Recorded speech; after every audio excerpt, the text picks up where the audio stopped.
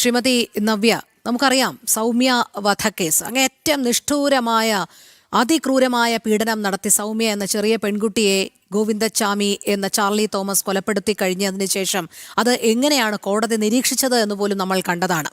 15 കുറ്റകൃത്യങ്ങളാണ് ഇയാൾക്കെതിരെ അന്ന് കോടതി കണ്ടെത്തിയത്, സംശയാതീതമായി തെളിയിക്കപ്പെട്ടത്. അന്ന് കോടതി പറഞ്ഞത് ഇയാൾ പൊതുസമൂഹത്തിൽ ഇറങ്ങി നടക്കുന്നത് തന്നെ സമൂഹത്തിന് ഭീഷണിയാണ്, സ്ത്രീകൾക്ക് പ്രത്യേകിച്ച് അങ്ങേയറ്റം ഭീഷണിയാണ് എന്നുള്ളത്. ആ രീതിയിലാണ് ഇയാൾക്ക് വധശിക്ഷ ഉറപ്പാക്കിയത്. പക്ഷേ നിർഭാഗ്യവശാൽ അത് സുപ്രീം കോടതിയിൽ എത്തിയപ്പോൾ ചില തെളിവുകളുടെ അപര്യാപ്തത കൊണ്ട് പ്രോസിക്യൂഷന് കൃത്യമായി കൊലപാതക കുറ്റം ചുമത്താൻ കഴിഞ്ഞില്ല എന്നുള്ളത് കൊണ്ട് തന്നെ അത് വധശിക്ഷയിൽ നിന്ന് ഇളവ് ലഭിച്ച് ജീവപര്യന്തമാക്കപ്പെട്ടു. പക്ഷേ എന്നിട്ടും ഈ ക്രിമിനൽ ആ ജയിലിൽ നിന്ന് പുറത്തു കടന്നു എന്ന് പറയുമ്പോൾ എന്തുമാത്രം കാര്യക്ഷമത ഇല്ലായ്മയാണ് ജയിൽ അധികൃതരുടെ ഭാഗത്ത് നിന്ന് ഉണ്ടായത് എന്ന് തന്നെയല്ലേ നമുക്ക് മനസ്സിലാക്കേണ്ടത്. ശ്രീമതി നവ്യ ഹരിദാസ്, സൗമ്യയുടെ കൊലക്കേസ് എന്ന് പറയുന്നത് നമുക്കറിയാം, ഈ കേരളക്കര വളരെ നടുക്കത്തോട് കൂടെ കേട്ടിരുന്ന ഒരു സംഭവമാണ്.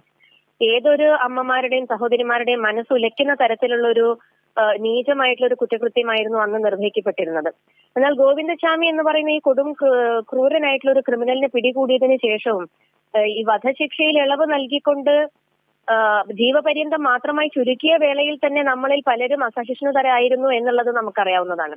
പക്ഷെ ആ ഒരു സമയത്തും ഇവിടെ ജയിൽ അധികൃതരുടെ ഭാഗത്തു നിന്നും വന്നിട്ടുള്ള ഏറ്റവും വലിയ വീഴ്ചയാണ് ഗോവിന്ദച്ചാമിയുടെ ഈ ജയിലിൽ ചാടിയത് എന്നുള്ളത് നമുക്കറിയാൻ സാധിക്കും.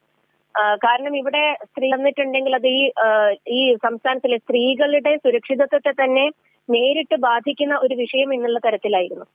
അത്തരം ഒരു കൊടും കുറ്റവാളിയെ ഏറ്റവും മാതൃകാപരമായിട്ട് ശിക്ഷിക്കുക എന്നുള്ളതായിരുന്നു നമ്മുടെ നിയമവ്യവസ്ഥിതി പ്രകാരം ചെയ്യേണ്ടിയിരുന്നത്.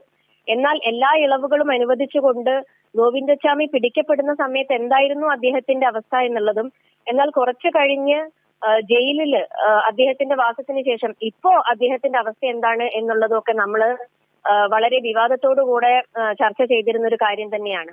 ഇവിടെ പൊതുസമൂഹത്തോടുള്ള ഒരു വെല്ലുവിളിയാണ് നടത്തിയിരിക്കുന്നത്.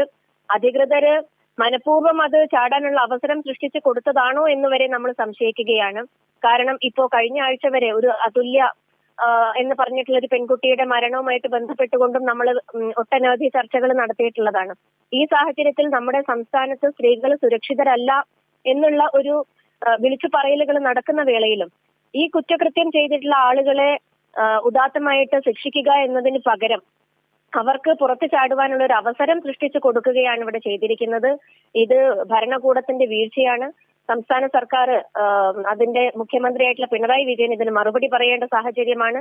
സ്ത്രീജനങ്ങൾ ഒന്നാകെ ഇതിനെതിരെ പ്രതിഷേധവുമായിട്ട് രംഗത്തിറങ്ങുന്ന ഒരു സാഹചര്യത്തിലേക്കാണ് ഇപ്പൊ കാര്യങ്ങൾ പോകുന്നത്. വളരെ നന്ദി ശ്രീമതി നവ്യ ഹരിദാസ് പ്രതികരിച്ചതിന്.